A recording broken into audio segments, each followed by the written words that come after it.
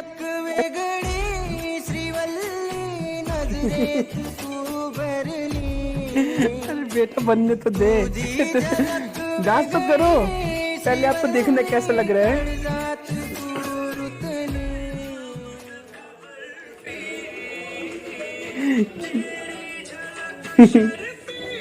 वाह, कैसे कैसे कैसे दिखाऊं आपको कैसा लग रहा है।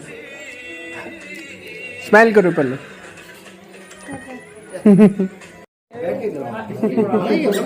बन गई। थोड़ी सी बनी, दोबारा करो। ऐसे बैठ जाओ पूरा, बैठ जाओ।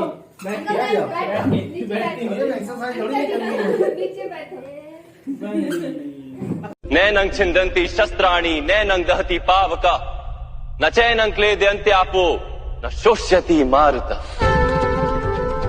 आत्मा ना शस्त्रों से छेदी जा सकती और ना ही अग्नि से जलाई जा सकती। न जल उसे निर्बल कर सकता है और ना ही पवन उसे सुखा सकती। आत्मा शरीर में रहते हुए भी अमर है।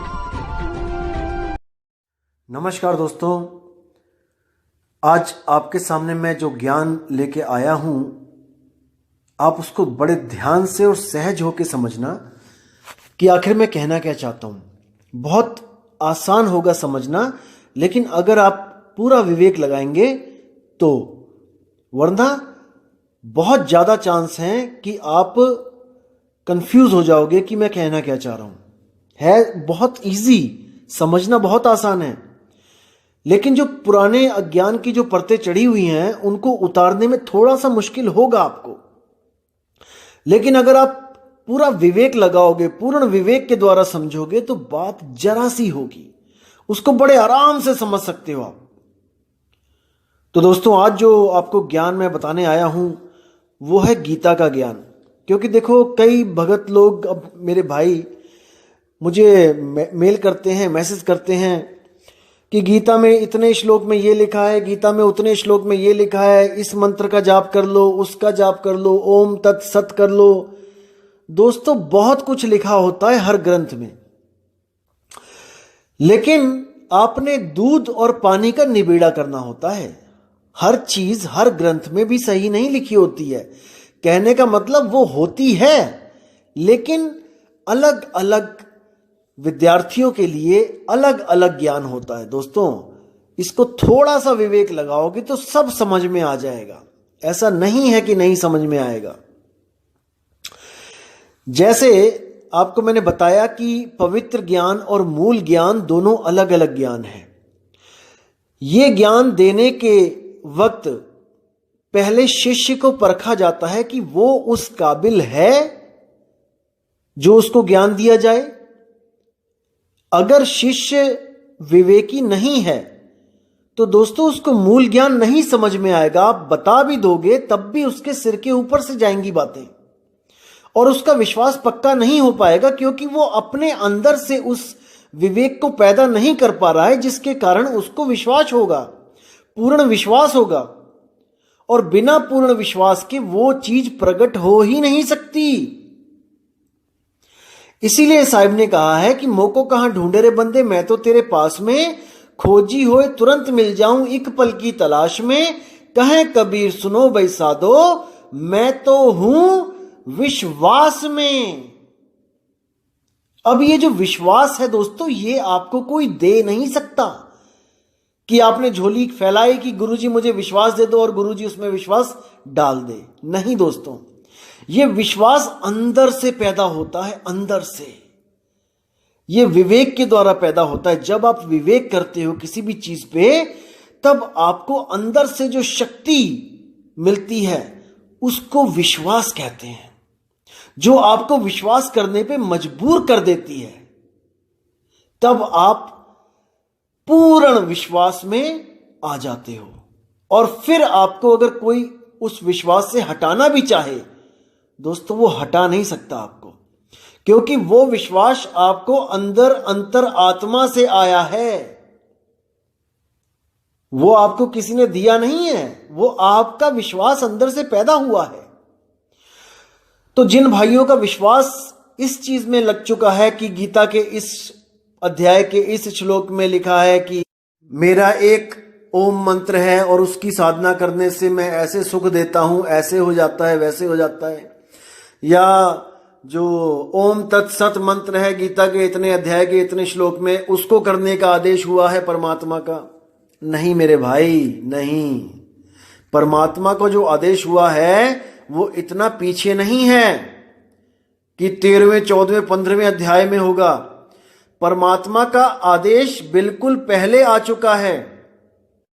पहले अध्याय में आप देखेंगे तो उसमें धृतराष्ट्र को सारा कुछ बताया जा रहा है कि कैसे कैसे युद्ध हो रहा है, कौन कौन सामने खड़ा है, आमने सामने खड़ा है। और अर्जुन ने तीर कमान नीचे रख दिया है, कह रहा है मैं नहीं लड़ूंगा। दोस्तों ध्यान देना, पहले अध्याय में ये नॉर्मल बातें हुई और अध्याय कंप्लीट हो गया। अब इसके बाद जो दूसरा अध्याय आता है उसमें कृष्ण ने अर्जुन को पूरा ज्ञान, जो स्पष्ट ज्ञान है, जो मूल ज्ञान है, वो देने के लिए पूरा जोर लगा दिया, पूरा जोर लगाया उसने। और ये ज्ञान केवल परमात्मा के द्वारा बोला गया है, ये परमात्मा की दया हुई है तो कृष्ण जी के मुंह से ये ज्ञान निकला है। और बिल्कुल शुरू में निकला है, ये बाद में नहीं निकला, ये बिल्कुल शुरू में निकला है। कैसे? जैसे धर्मदास को कबीर साहब ने बताया, बिल्कुल शुरू में मूल ज्ञान समझाया, लेकिन मूल ज्ञान उसको 100 बार समझाया, 100 बार, फिर भी धर्मदास की बुद्धि उसको कैच नहीं कर पाई।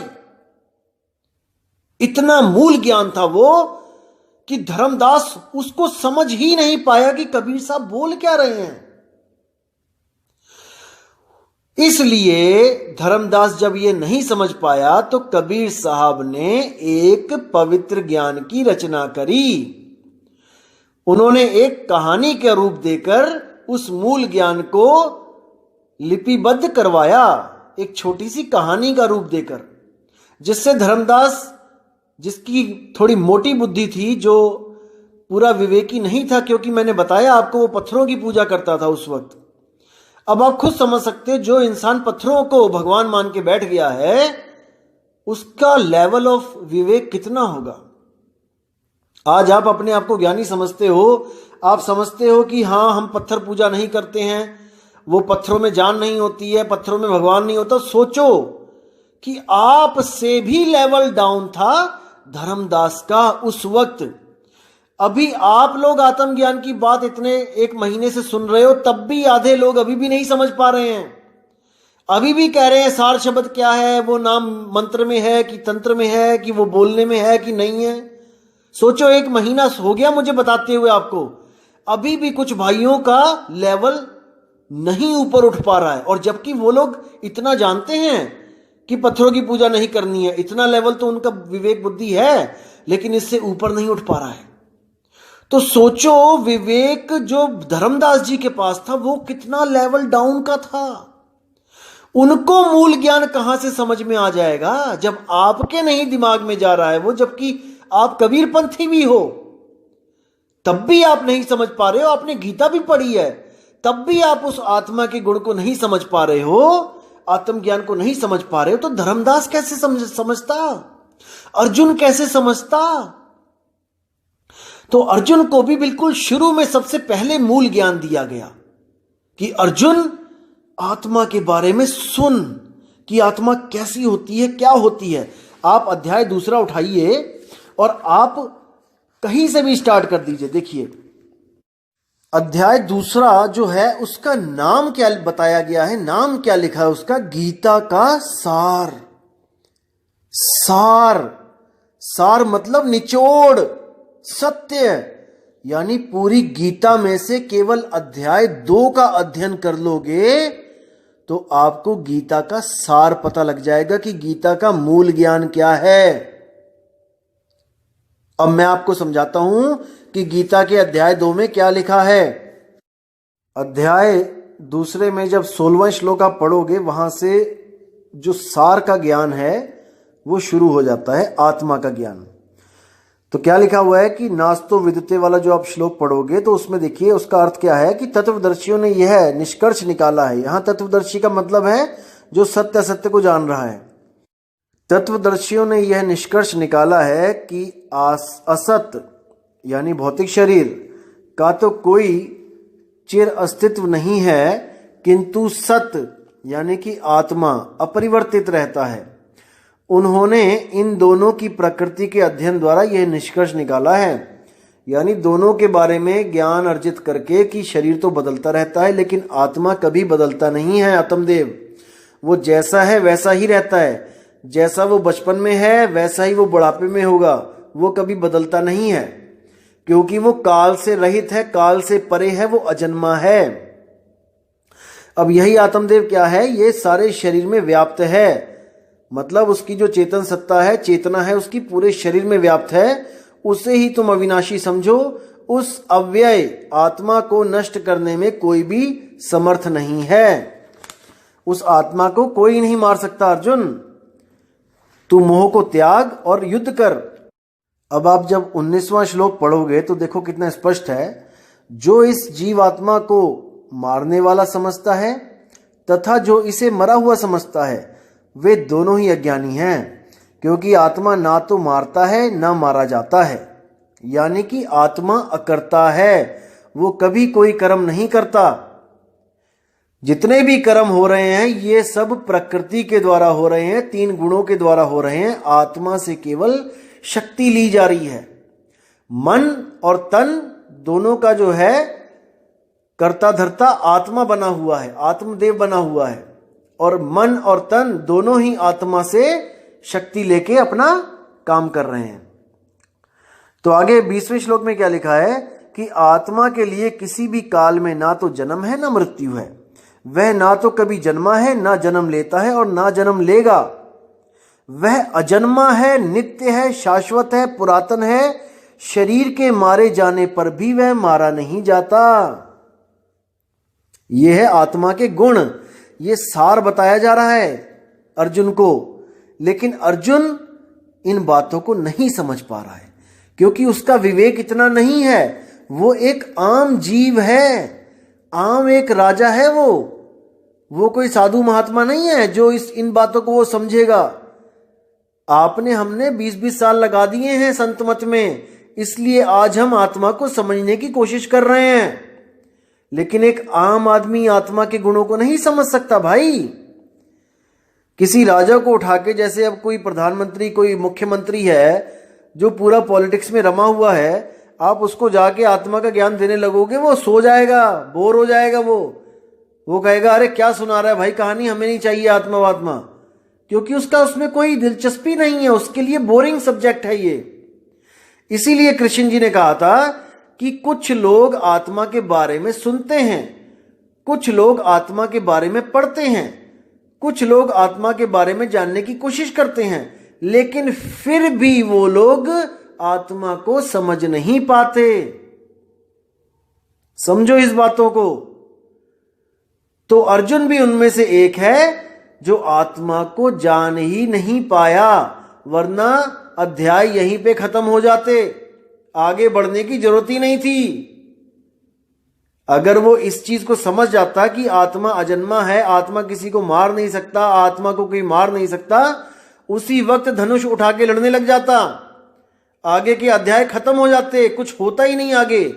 अगर इतने में समझ जाता, आगे जाके ओमकार भी नहीं बताना पड़ता अर्जुन को कि ओम का जाप कर, और ना ही ओम तत्सत के बारे में बताना पड़ता। अगर अर्जुन यहीं पे समझ जाता उस आत्मा के बारे में, तो अगर धर्मदास जी भी उस समय समझ जाते आत्मा के ज्ञान को, तो अनुराग सागर और कबीर सागर भी ना बनता। लेकिन धर्मदास नहीं समझ पाया, इसलिए उनको इस ग्रंथ की रचना करनी पड़ी। धर्मदास को समझाने के लिए बताना पड़ा ऐसे ऐसे ऐसे।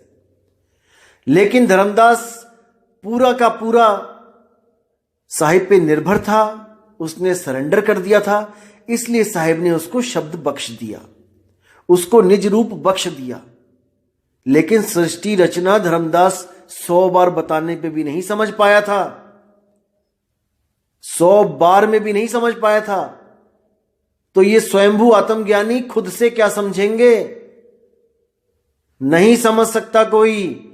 इसका भेद केवल उसके पास है जो परम विवेकी है, जिस पर स्वयं सतगुरु कबीर साहब की दया है।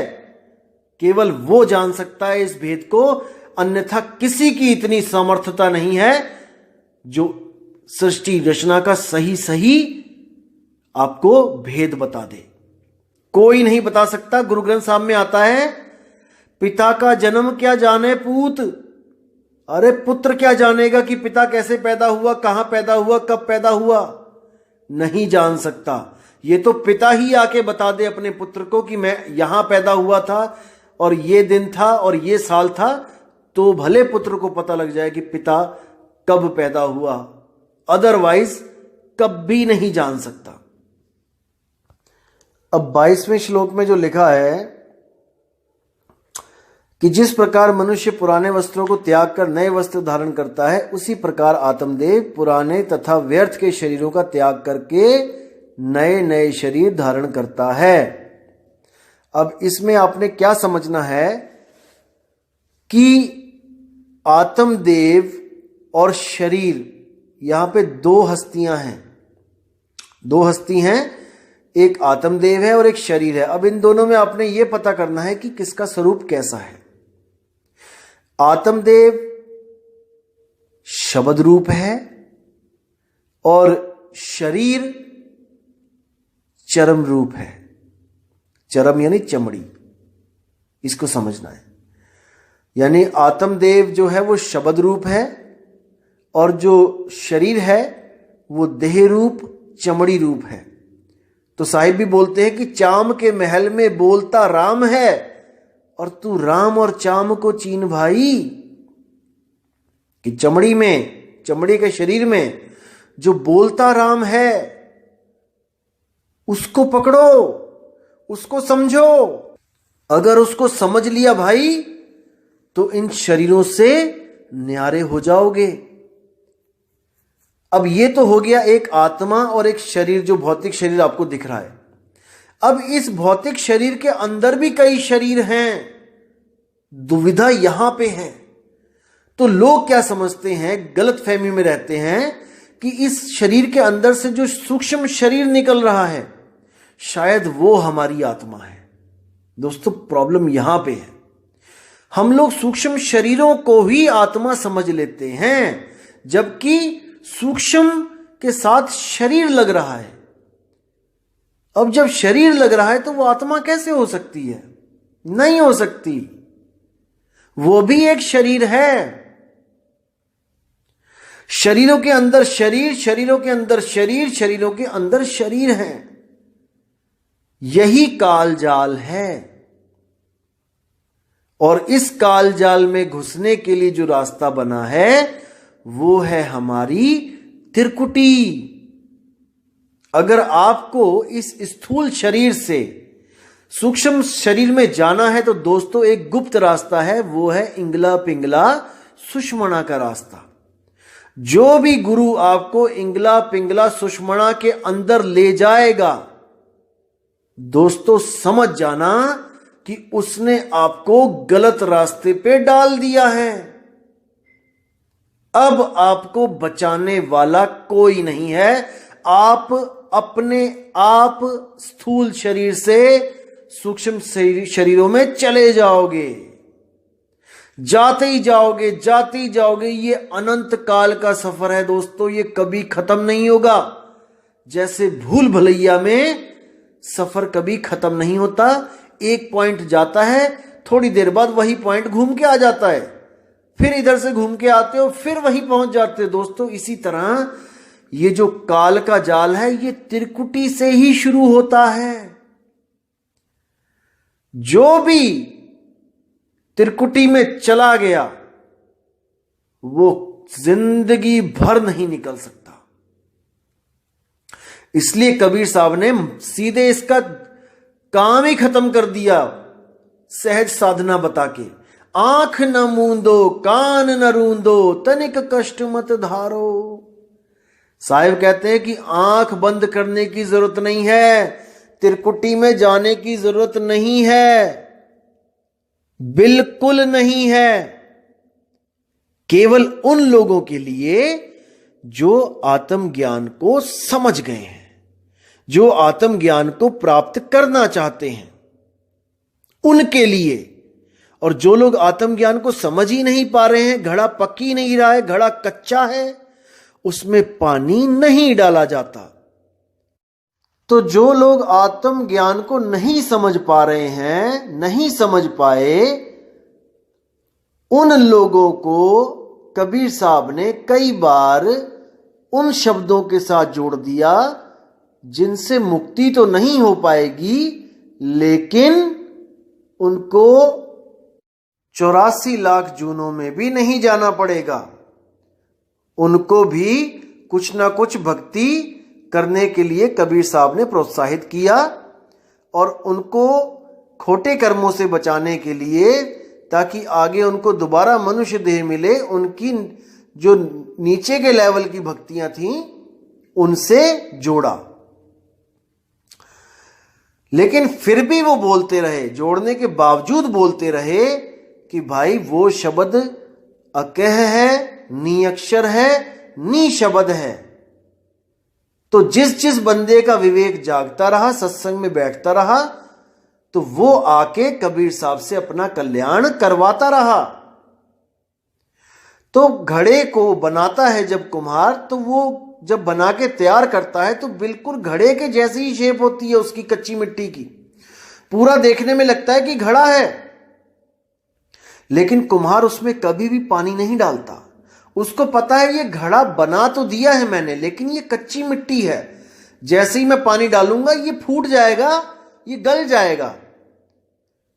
इसलिए उसको पकाया जाता है। और जब वो पक के निखर के बाहर आता है अग्नि में से, तब उसमें पानी डाला जाता है। यानी कि कबीर साहब किसी को भी पहले सार शब्द नहीं देते हैं, पहले कोई जाप के नाम दे देते हैं कि गुरु गुरु कर भाई, कोई राम राम कर भाई।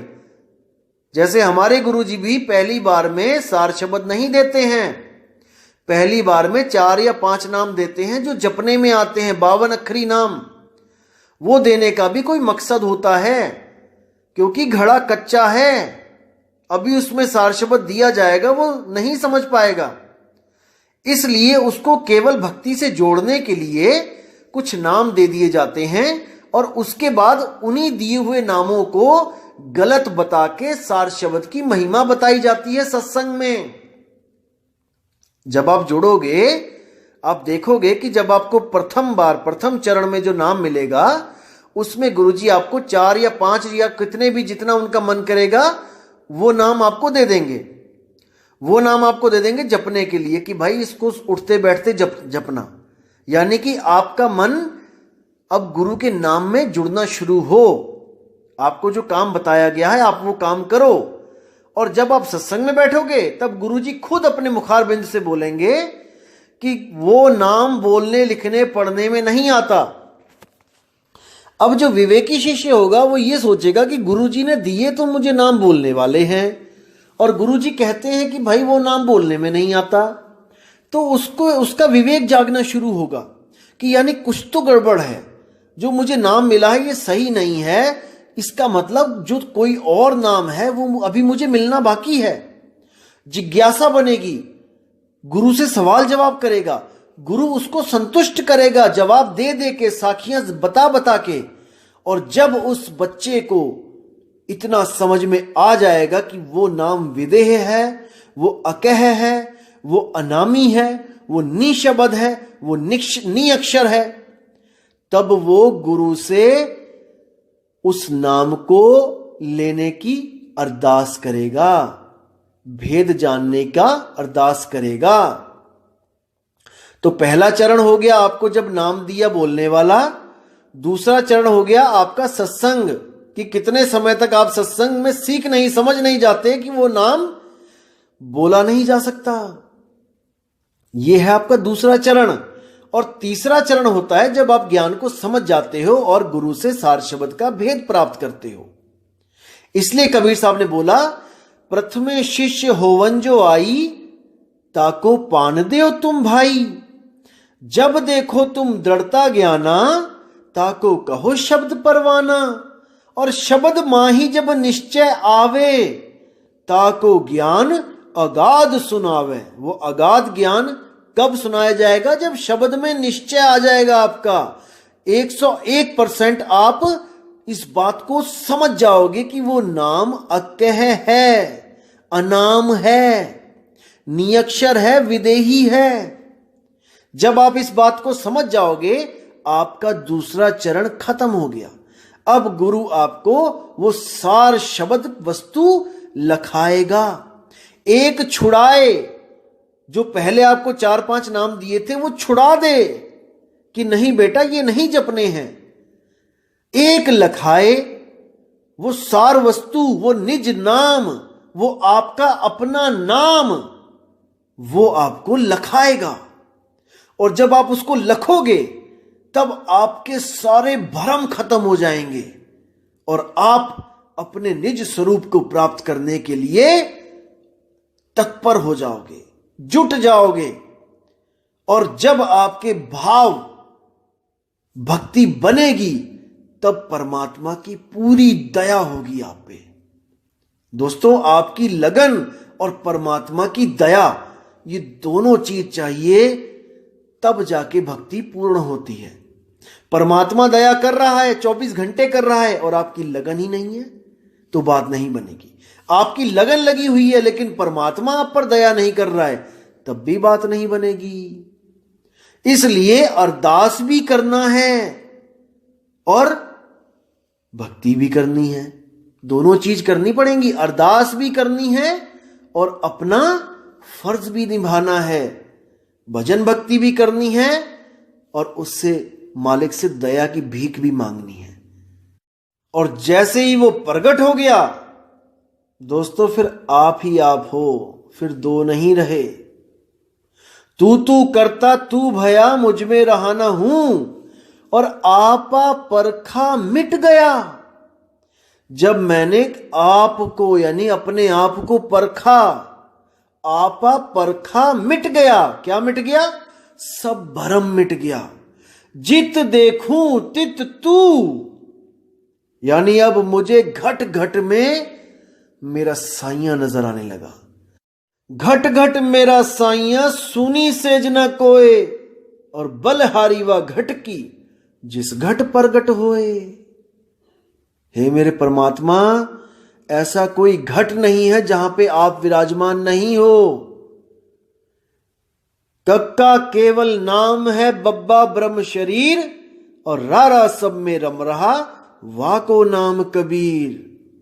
वो है कबीर।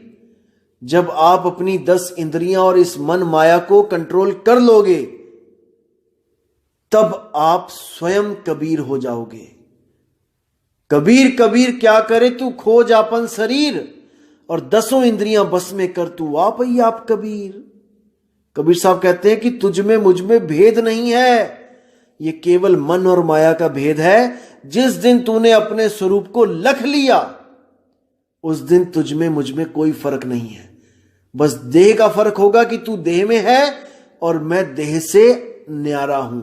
जिस दिन देह छूट गई तू और मैं एक ही समझना, अब दो नहीं रहे। तो इन बातों को समझना है दोस्तों, इस ज्ञान को समझना है। ये कबीर साहब का मूल ज्ञान है। ये बहुत बहुत कम लोगों की बुद्धि में जाता है, बहुत कम लोग इसको समझ पाते हैं, इसलिए बिरला बोला गया है इसको, बिरला। अरे लाखन में कोई समझ ना पाई है, कोटि मध्य जानेंगे, कहे कबीर सुनो बैसादो, हमें बिरले हंस पहचानेंगे। कहते हैं 1 लाख लोगों को अगर आप सत्संग करोगे उनमें तो कोई समझ ही नहीं पाएगा, लाखन में कोई समझ ना पाई है। कोटि मध्य जानेंगे, करोड़ लोगों को सत्संग करोगे उनमें से कुछ विवेकी लोगों को समझ में आएगा ये आत्मज्ञान। और कहे कबीर सुनो बैसादो, मुझे बिरले हंस पहचानेंगे। यानी कि मुझे जो ज्ञान दाता है, जगत गुरु है, सारे ब्रह्मांडों में जो एक ही है, जो सबका गुरु है, उसको कोई बिरला पहचानेगा, नहीं तो सब के सब ब्रह्म को ही सत्य मानेंगे, ब्रह्म में ही ध्यान लगाएंगे और ब्रह्म की ही स्तुति करके ब्रह्म ज्ञान को प्राप्त हो जाएंगे। पार ब्रह्म ज्ञान तक कोई नहीं पहुंच सकता जब तक स्वयं पार ब्रह्म परमेश्वर आकर अपना भेद ना बता दे, स्वयं आकर हमें हमारा आत्मज्ञान ना दे दे। जब तक कोई नहीं जा सकता, उस पार ब्रह्म अवस्था को प्राप्त नहीं कर सकता। सब ब्रह्म अवस्था में आके ही एको ब्रह्मास्मि कहकर शांत हो जाते हैं। उससे आगे रास्ता नहीं मिलेगा। त्रिकुटी में जो भी गया है वो धुर नहीं पहुंच पाया, नहीं पहुंच पाया। त्रिकुटी के अंदर 5 ब्रह्म हैं, अवस्थाएं हैं, 5 ब्रह्म अवस्थाएं हैं। मैं अगली बार ये शब्द खोलूंगा, संतों सब शब्दे शब्द बखाना, शब्द फांस फंसे सब कोई शब्द नहीं पहचाना। इसमें 5 शब्दों का वर्णन है और वही 5 ब्रह्म अवस्थाएं हैं। मैं उनको अच्छी तरह खोलूंगा आपको, ताकि आपको कर नैनो दीदार महल में प्यारा है उस शब्द को समझने के लिए एक पौड़ी मिल जाए। जब इस शब्द को समझ जाओगे तो कर नैनो दीदार का जो अगला पार्ट आएगा उसको समझने में आपको देर नहीं लगेगी। इसलिए मैं उसको डिले कर रहा हूं, क्योंकि उसको समझाने से पहले मुझे आपको और भी चीजें समझानी हैं जिसके द्वारा आप उसको समझ पाओगे। जैसे दोस्तों मैथ के जो सवाल होते हैं, टीचर सबसे पहले आपको फार्मूले सिखाता है, फार्मूले सिखा देगा, फिर आपको किसी भी अध्याय से कोई भी सवाल निकाल के दे देगा। आपने उस सवाल को फार्मूले के द्वारा सुलझाना है। अगर वो फार्मूले ना बताएगा और आपके सामने सवाल रख दे तो आप उलझ जाओगे। इसलिए आपको मैं सारे फार्मूले बताऊंगा और उसके बाद में सारे ज्ञान को खोलता जाऊंगा पौड़ी दर पौड़ी, ताकि आपको कंफ्यूजन ना हो। क्योंकि मुझे सुनने वाले सब विवेकी नहीं हैं। मुझे पता है अगर 3000 बंदा आज जुड़ा है तो उसमें मैं केवल 2% को विवेकी मानता हूं दोस्तों, 2% मान के चलो, इससे ज्यादा विवेकी नहीं है। सुन भले रहे हैं मुझे, लेकिन 50-60 लोगों से ज्यादा कोई भी नहीं समझ पा रहा है इस ज्ञान को। गारंटी के साथ कह रहा हूं मैं, 50 भी मैंने बहुत ज्यादा बोल दिया। और ये वो लोग हैं जो पिछले जन्मों में सत्संगों में बैठे हैं, आत्मज्ञान के सत्संगों में बैठे हैं, लेकिन अपनी भक्ति पूर्ण ना कर पाने के कारण दोबारा मनुष्य चोले में आ गए हैं और वही ज्ञान उनको आगे दोबारा प्रकट हो रहा है, ताकि वो अपनी भक्ति को दोबारा से स्टार्ट करके पूर्ण कर सके। तो दोस्तों गीता के ज्ञान पे आते हैं। आज मैं गीता में आपको जो सार है गीता का वो बताना चाहता था। जब अर्जुन को सारा ज्ञान कृष्ण जी ने आत्मा का ज्ञान दिया, वो समझ नहीं पाया, उसका मोह भंग नहीं हुआ, वरना उसी वक्त वो धनुष बाण उठा लेता और उसके बाद 3रा, 4था, 5वां, 6ठा से लेके आगे के अध्याय कोई बोलने की जरूरत ही नहीं थी, क्योंकि ये अध्याय बोलने का मकसद केवल उसका मोह भंग करना था, जो विराट रूप देखने के बाद उसका भंग हुआ। जब देखा उसने कि सबको मारने वाला ये काल सबको खा रहा है और यही खा रहा है, यही पैदा कर रहा है, तब जाकर उसका मोह भंग हुआ कि मैं सच में किसी को नहीं मार रहा हूं, ये तो सब इनके द्वारा मारे जा चुके हैं। तो दोस्तों दूसरा अध्याय आत्मज्ञान के ऊपर है, पूरा इसको अच्छी तरह आपने पढ़ना है। अब मैं मुद्दे पे आता हूं कि आत्मज्ञान आखिर क्या चीज है। क्या बोला आत्मज्ञान के बारे में कृष्ण जी ने, जो ये अधूरे गुरु आपको नहीं पढ़ा रहे हैं। क्योंकि अगर इन्होंने ये दोहे, ये श्लोक आपके सामने रख दिए तो इनकी धूप अगरबत्ती की दुकानें नहीं चलेंगी, इनकी 7-7, 8-8, 10 हजार की आरतियां नहीं होंगी, लाख-लाख रुपए का यज्ञ नहीं होगा। इसलिए आपको अज्ञान में रखा जाता है, ज्ञान से दूर। आपको इन अध्याय के बारे में तो बताया ही नहीं जाएगा जो मैं आज आपको खोल के बताऊंगा दोस्तों। तो अर्जुन को आत्मा के बारे में बताते हुए कृष्ण जी ने क्या बोला कि आत्मा अखंडित है।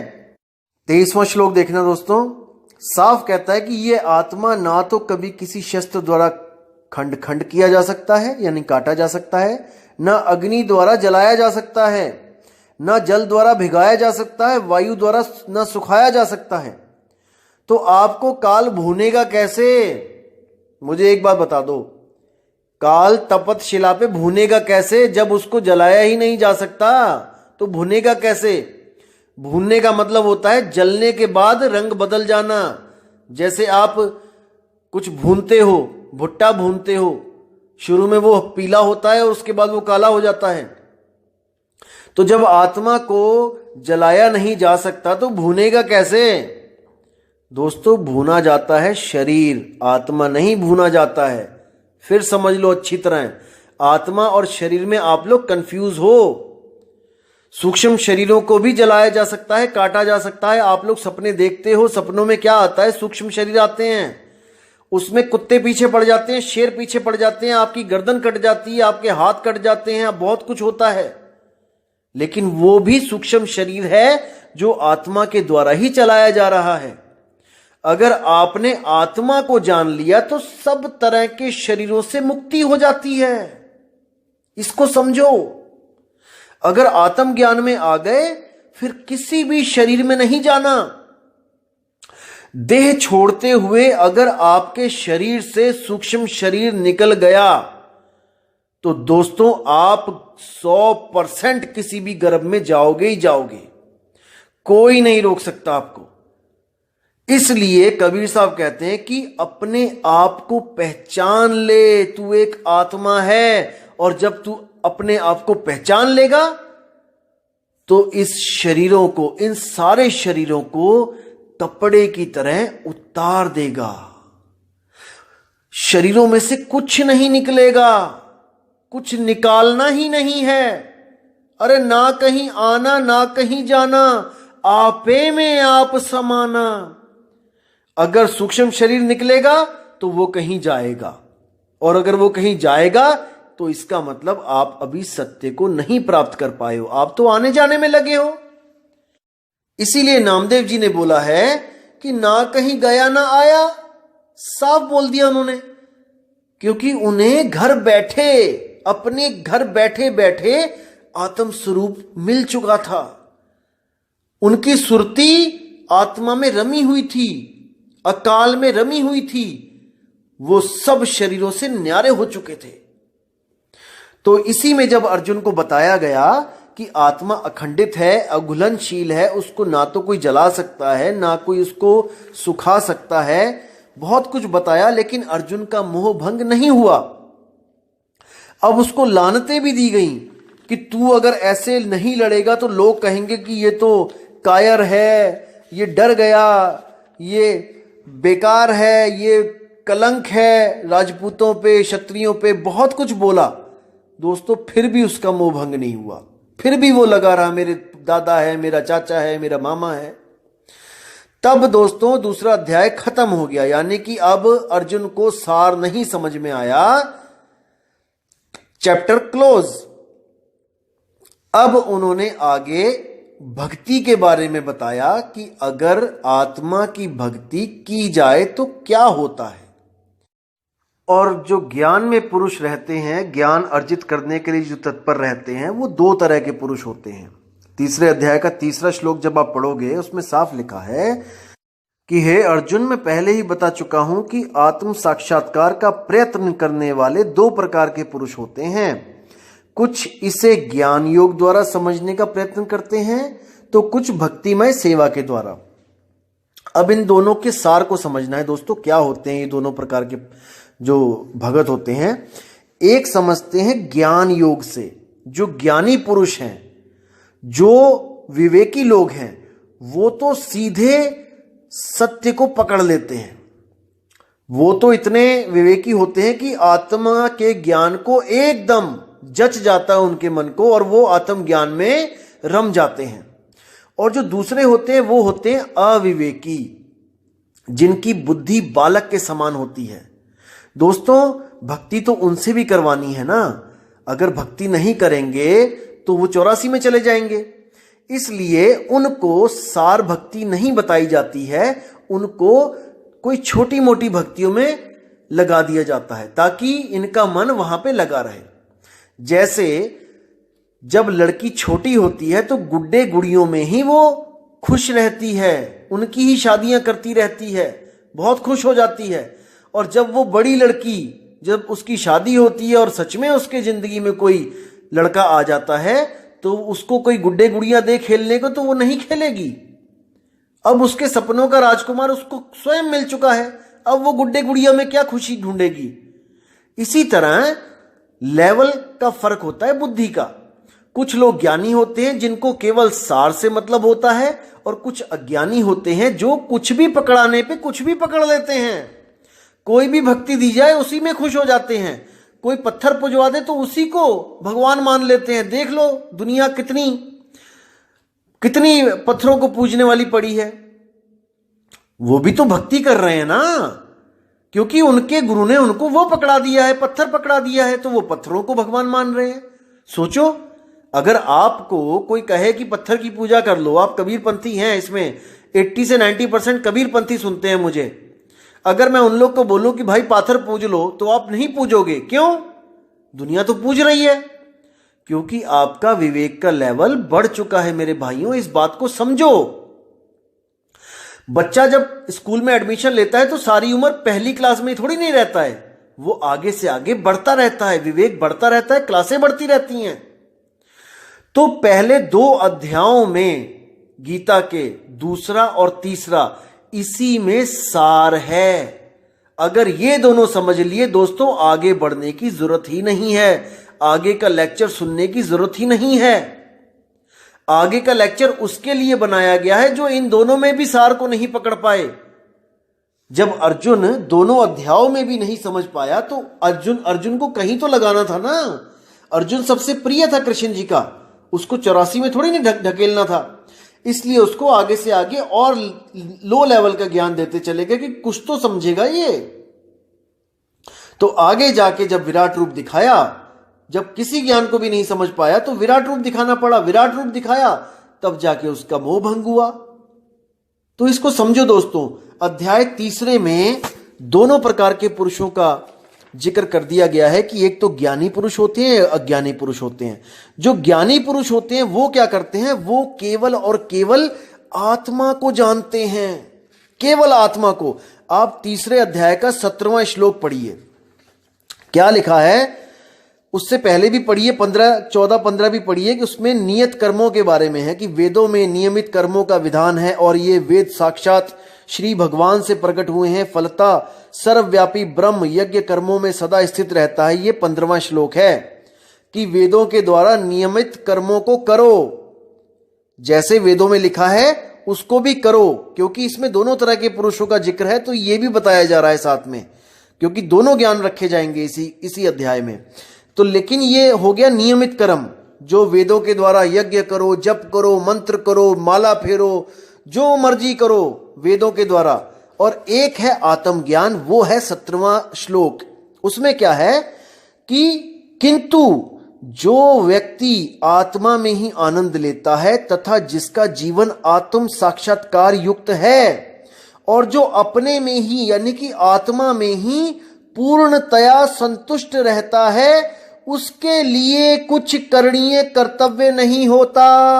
बिल्कुल स्पष्ट। यानी कि जो आत्मा में रम गया उसके लिए जोत अगरबत्ती, धूप अगरबत्ती, यज्ञ, पूजा, माला फेरना, सब खत्म, सब कुछ खत्म, कुछ नहीं करना, कुछ भी नहीं करना, वो सब कर्म कांड में आ जाता है। और आत्मज्ञान कर्म कांड से न्यारा है। 3 अध्याय का 17वां और 18वां श्लोक पढ़ लेना, ये पूरी गीता का सार है, आत्मज्ञान का सार है। अगर इन दोनों श्लोकों को आपने समझ लिया दोस्तों, पूरी गीता पढ़ने की जरूरत नहीं पड़ेगी, साइड में उठा के रख देना। केवल 2 श्लोक समझ लो। अगर इन 2 श्लोकों को आप समझ गए तो मान के चलो कि 99% आप कबीर साहब का ज्ञान समझ गए। अब केवल 1% रहता है, वो है आत्मा का भेद, जो गीता में नहीं है। बस गीता को 99% मान के चलो और कबीर साहब के ज्ञान को 100% मान के चलो, तब बात 100% बनेगी। अब देखो 17वें अध्याय में कह दिया कि जो व्यक्ति आत्मा में ही आनंद लेता है, आत्मा में ही संतुष्ट है, उसके लिए कुछ करणीय कर्तव्य नहीं होता। अब जो अगला श्लोक है 18वां, उस श्लोक का जो सार है वो क्या है? गुरु न चेला रहूं अकेला। यही इस श्लोक का सार है। देखिए क्या लिखा है कि स्वरूप सिद्ध व्यक्ति, जो स्वरूप सिद्ध है यानी जिसको आत्मज्ञान हो गया है, स्वरूप सिद्ध व्यक्ति के लिए ना तो अपने नियत कर्मों को करने की आवश्यकता रह जाती है। नियत कर्म क्या होते हैं? जो वेदों में लिखा गया है, जो पुराणों में लिखा गया है। आप 15वां श्लोक देख लेना इसी अध्याय का, उसमें साफ लिखा है कि जो भी वेदों में नियमित कर्मों का विधान है वो श्री साक्षात भगवान द्वारा बोले गए हैं, लेकिन उनको भी करने का कोई प्रयोजन नहीं रह जाता। वो कर्म भी करने जरूरी नहीं रह जाते, उनको भी त्याग दो। कोई ओम नहीं, कोई ओम तत्सत नहीं, कोई मूर्ति पूजा नहीं, कोई माला नहीं फेरनी, 108 माला फेरते हैं, कोई घी के दिए नहीं जलाने, कोई यज्ञ नहीं करना, केवल आत्म सत्ता में रमण करना है। कितना स्पष्ट है, क्या लिखा है? स्वरूप सिद्ध व्यक्ति के लिए ना तो अपने नियत कर्मों को करने की आवश्यकता रह जाती है, ना ऐसा कर्म करने का कोई कारण रह जाता है। कोई कारण ही नहीं बचा कि मुझे ये सब कर्म करने पड़े। उसे किसी अन्य जीव पर निर्भर रहने की आवश्यकता भी नहीं रह जाती है।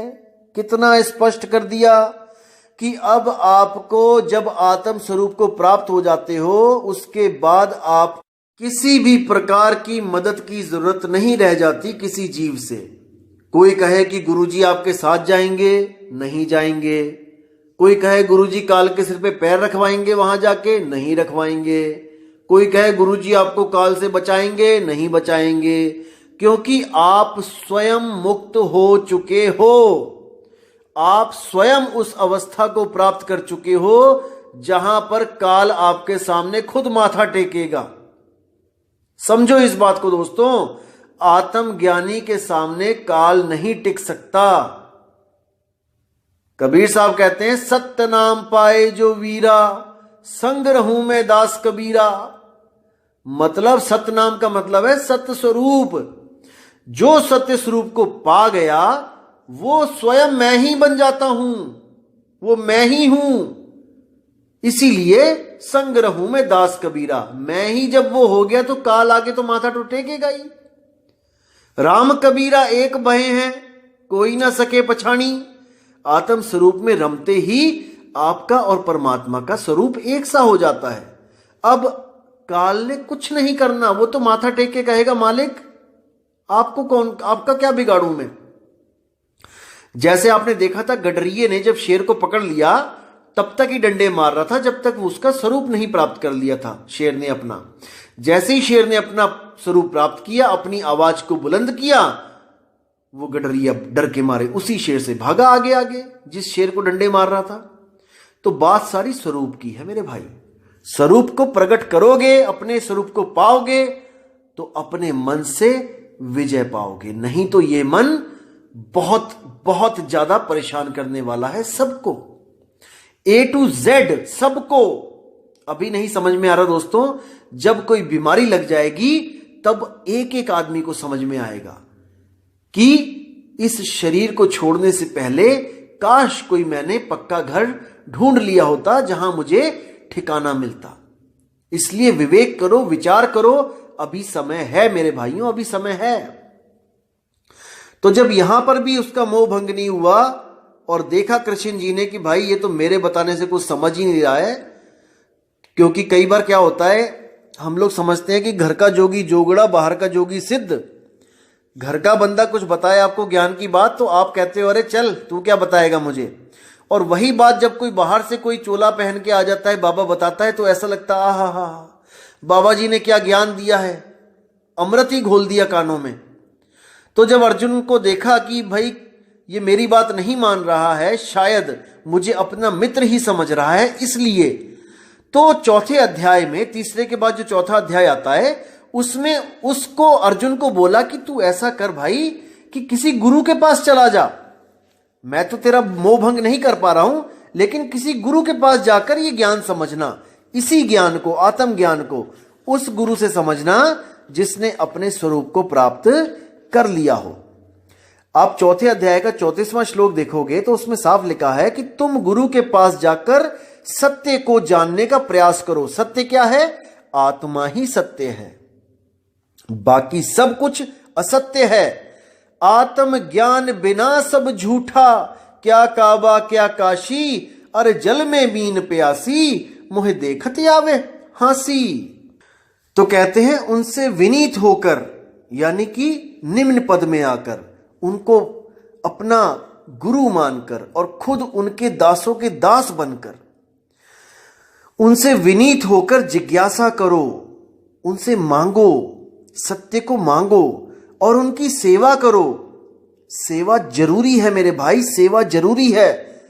कुछ पाखंडी लोग, कुछ स्वयंभू आत्मज्ञानी लोग आपको विमुख करेंगे गुरुओं से कि गुरु की सेवा करने की जरूरत नहीं है, गुरु के पैर दबाने की जरूरत नहीं है, गुरु के पास कुछ दान पुण्य करने की जरूरत नहीं है, कोई पैसे देने की जरूरत नहीं है, कुछ करने की जरूरत नहीं है।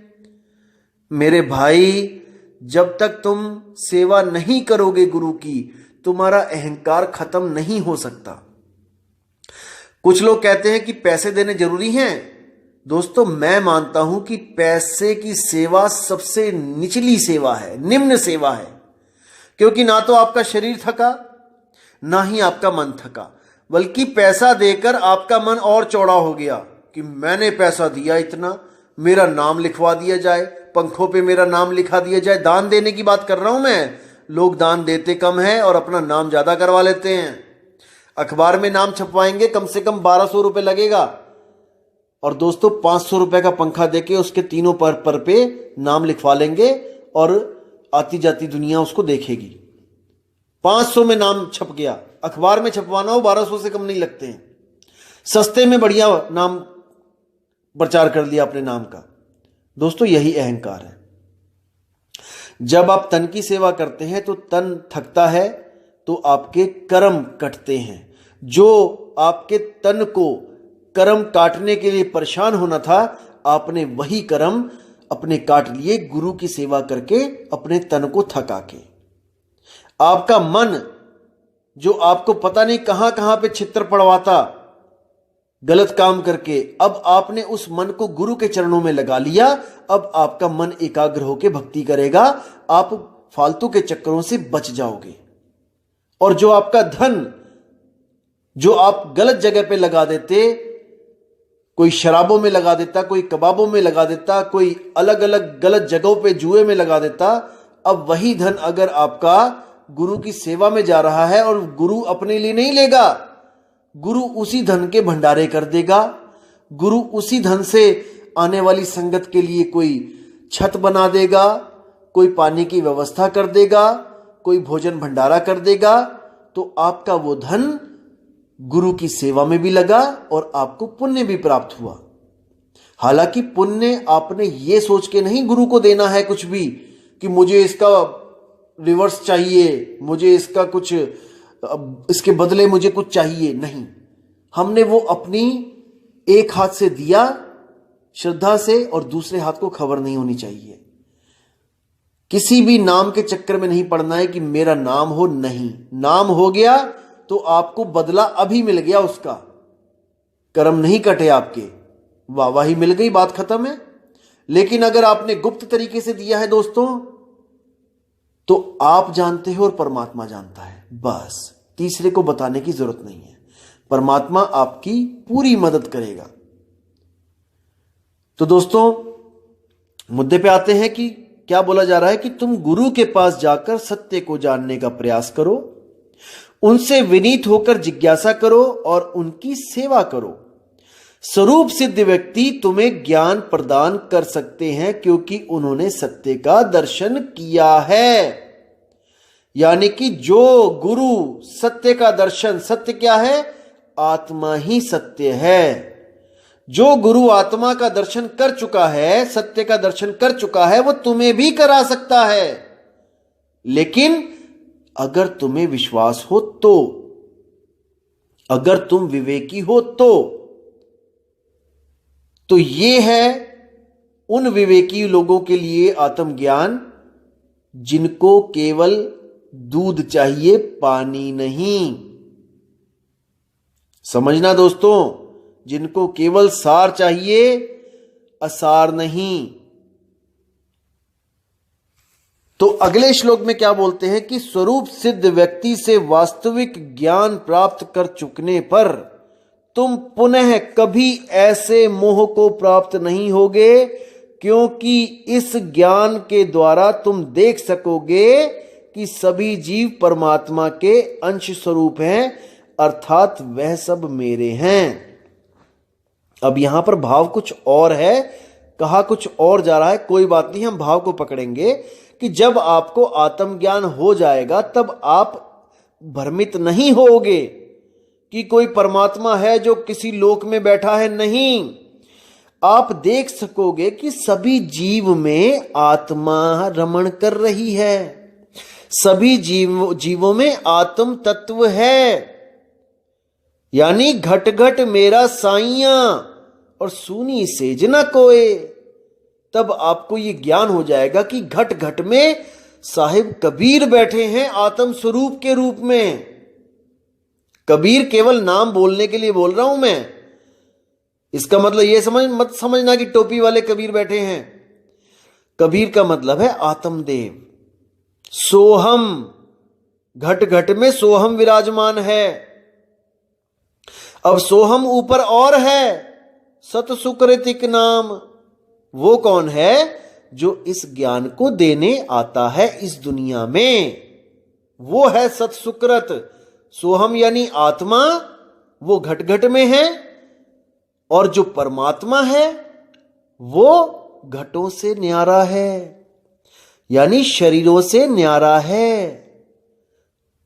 वो ज्ञान देने आता है कि तुम भी घट से न्यारे हो जाओ, इस शरीर से न्यारे हो जाओ, विदेही हो जाओ, देह को त्यागो, विदेही हो जाओ और मेरी अवस्था को प्राप्त कर लो।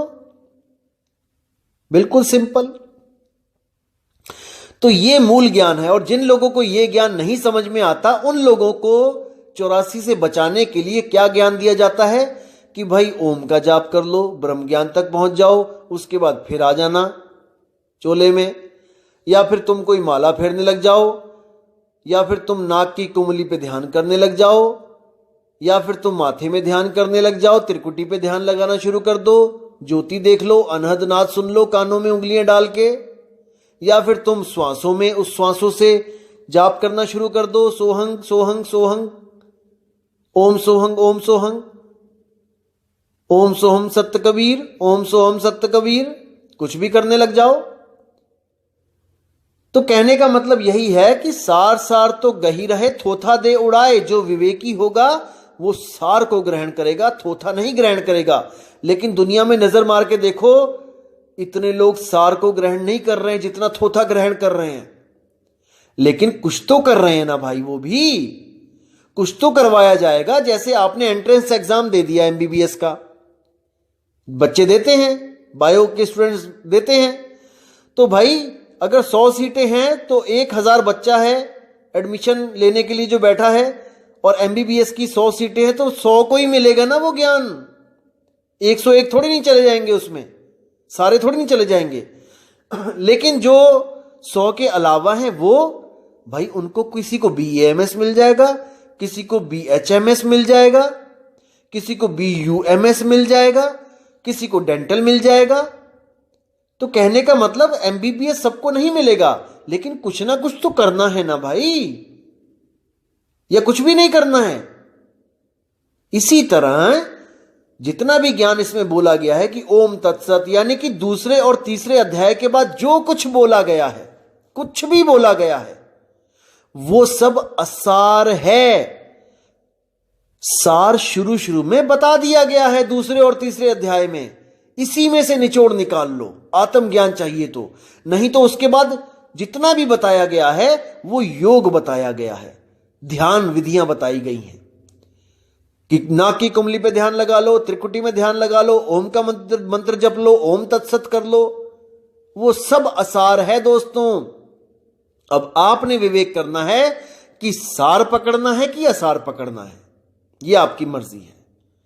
सतगुरु ऐसा चाहिए जैसा सूप सुहाए, सार सार तो गही रहे और थोथा दे उड़ाए। अब आप देख लो कि आपने थोथा पकड़ना है या सार पकड़ना है। मैंने तो आपके सामने विवेक रख दिया है, अब आपकी मर्जी है, क्योंकि आपका जीव है। आप देखो कि अपने जीव को कहां भेजना है। जन्म मरण में भेजना है तो ओम तत्सत पे आ जाओ, और अगर सार को पकड़ना है, मोक्ष प्राप्त करना है, तो तीसरे अध्याय का 17वां और 18वां श्लोक अच्छी तरह कंठस्थ कर लो और अपने जीवन में उसको उतार लो। सिंपल सी बात है, सब कुछ आपके सामने है। तो दोस्तों, सत्संग कुछ ज्यादा लंबा हो गया है, तो मैं गीता का ज्ञान आपको पूरा बताऊंगा, क्योंकि कई लोग भ्रमित हो जाते हैं कि गीता में तो बहुत कुछ लिखा है।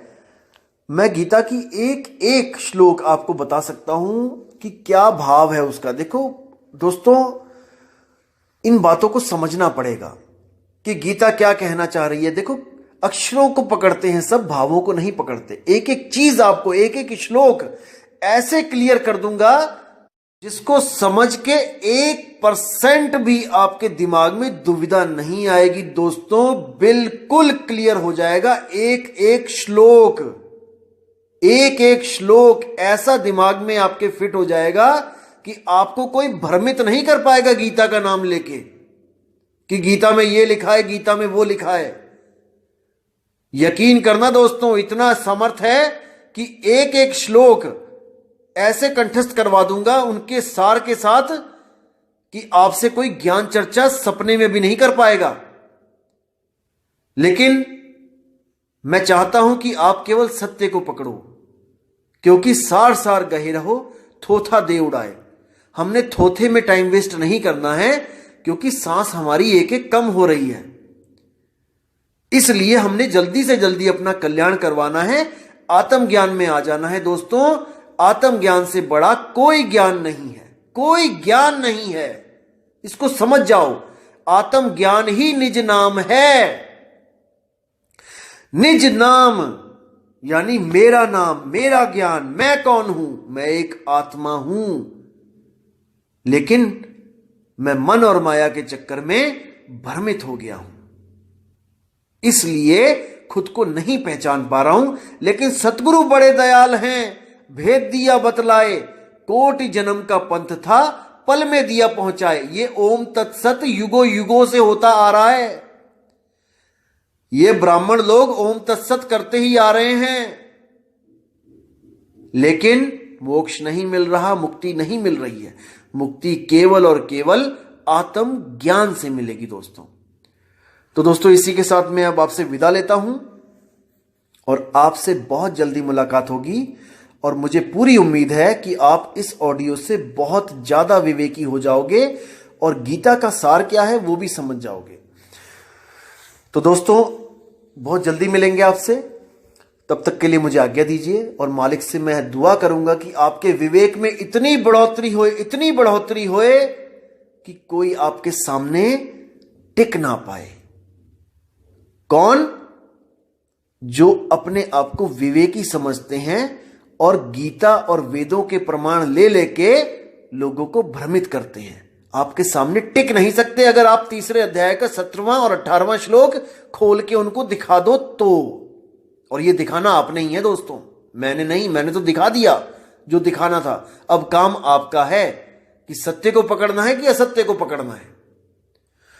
तो ठीक है दोस्तों, अब विदा चाहता हूं मैं। जय गुरु बंदी छोड़ वैराग साहिब जी, जय गुरु बंदी छोड़ मदन साहिब जी, जय जय बंदी छोड़ सतगुरु सत्य कबीर साहिब की सदा ही जय हो। साहिब बंदगी सतनाम।